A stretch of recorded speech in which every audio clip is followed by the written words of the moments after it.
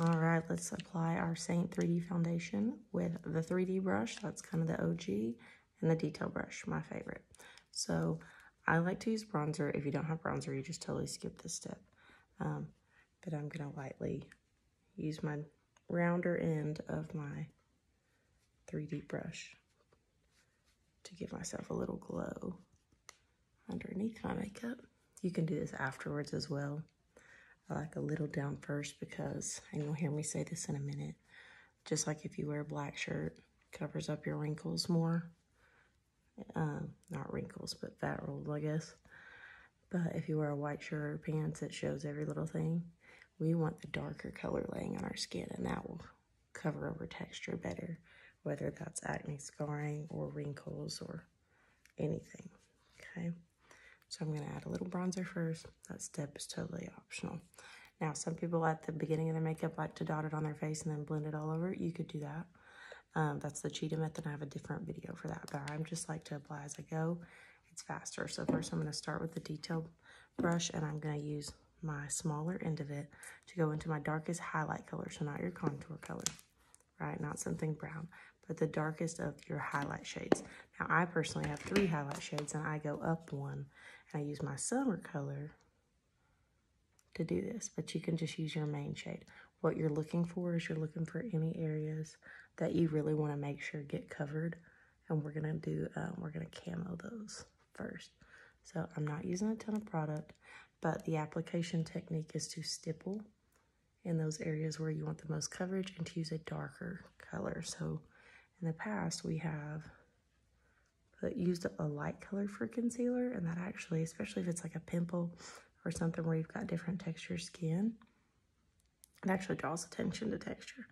Under eye, you have to be super careful. I'm gonna keep it just in my dark circle. I barely picked up any product. If you want to just do it with your finger, you can do that as well.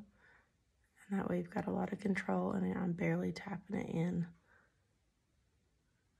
and like pressing it, especially because that's where we're gonna have more texture.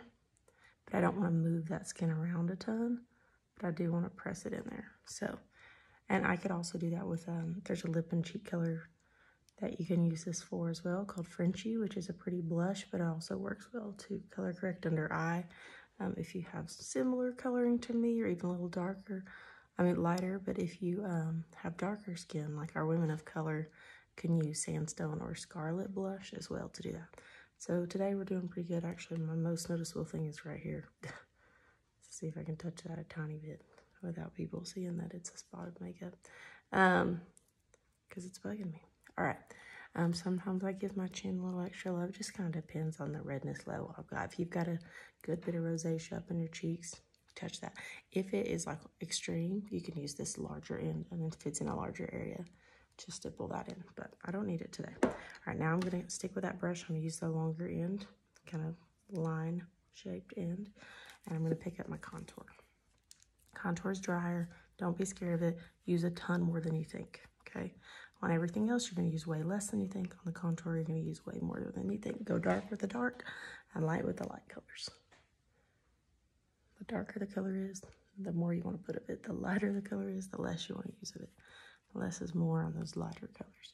So I'm finding where my cheekbone is. I'm just feeling it, and I'm staying right on it, almost kind of coming up from under it. But I want you to see how scary that looks like. It should look crazy. If it doesn't look crazy, you didn't do enough. Trust me. You've seen the before and afters. Trust the process. If you don't like this up on your forehead, I want you to start looking at the before and afters at people, and they do have a line where it's darker in their forehead and then it gets lighter right here. So don't be like, I have a line. Yeah, so do people without makeup. So it gives our head dimension. It's because it's a dome shape and it's getting more sun up there, right? And then I'm gonna I like to switch to a little bit cooler of a contour for down under, not up on top of, under my jawline. Come down beside the ear real hard, chisel that out, just like that. Another great thing for the bronzer is if you are, if your neck is really fair, you've got more sun on your chest, and so you need, like, it's like I have the right color on my face, it looks like a makeup line only because my neck is so fair. That's a great time to take the bronzer and blend it down, and it just evens out that transition. So add the bronzer to your wish list with this brush. It comes with it, and you get the bronzer for like a couple bucks. And a great new brush. Okay, so there we're good. Now we are going to fill in the main part of our face with a 3D brush. Of course, I sat it down and now lost it. There it is. Okay, gonna go into our main shade, the main one that you're matched to. It's newer, so yours is probably newer. I'm barely tapping it, and I'm just gonna kind of paint that on up to the contour line.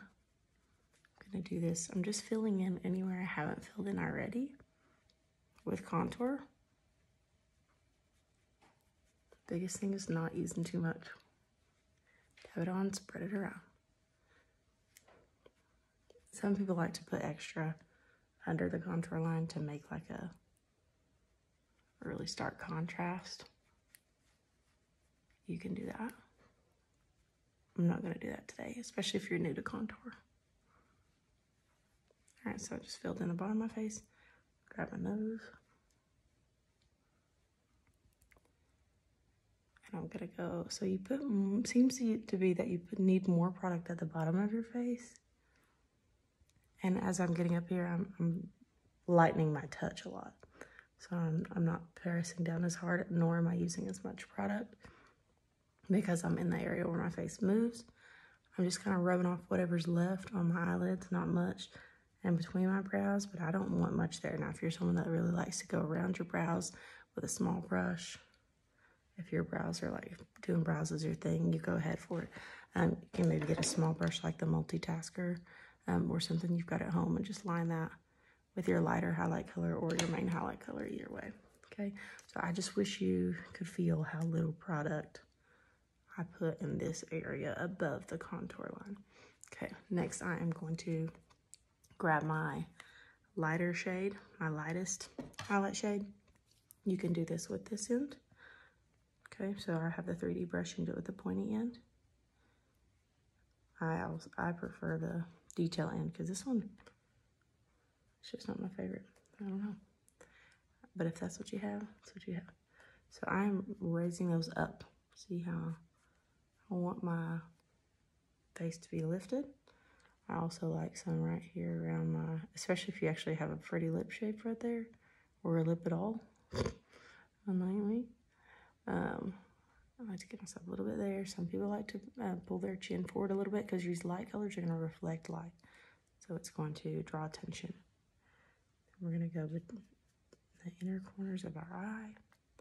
Very little product because too much light product is going to accentuate texture. It is better, let me tell you this. It is better for you to have a little dark circle popping through to make you look like a natural human. Even kids have little darker circles under their eyes than it is for you to cake makeup under your eye trying to make it completely disappear. Okay, so cover it a little so it's not the main distraction. So now there's nothing really left on this brush. I'm just blending around the placement that we just did. So see, in the past, people would have typically put this concealer color all under their eye. We are just going to do it around the areas that don't have as much texture. So under our brow bone, inner corners, and then back here. And that still brightens that area without putting, see how I've left a little bit of dark circle, okay? Because that's normal. And it doesn't look terrible. It's really bugging you. You know, maybe mix your main shade with the brightening shade and barely tap it on there, right?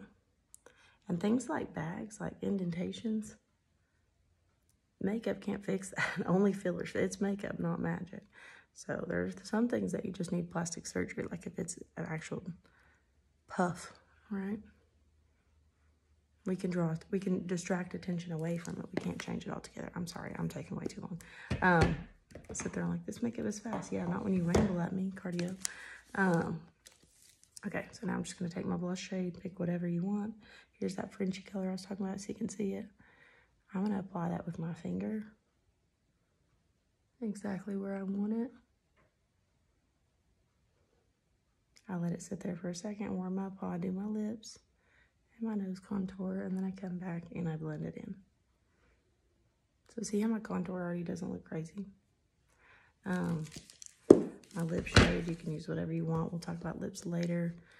But for my nose contour, I am going to use the small end of the detail brush. Grab my contour. I like a cooler one for nose. It looks more like a natural shadow. And I'm just going to draw 2 lines up on the bridge of my nose. The closer together I draw them, the more narrow my nose looks. You do not want them to come apart at the bottom. That will make your nose look wider. When in doubt, if you can't make them straight, make them come together at the bottom. You don't want to make them come apart. That's going to do the opposite effect of what we're trying to do. Blend it down the sides barely. I'm just barely touching these.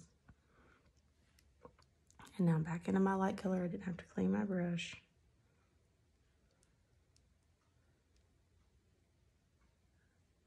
And the light color goes between the 2 dark lines. You can press those in with a blending sponge. It helps. Or just with your other brush.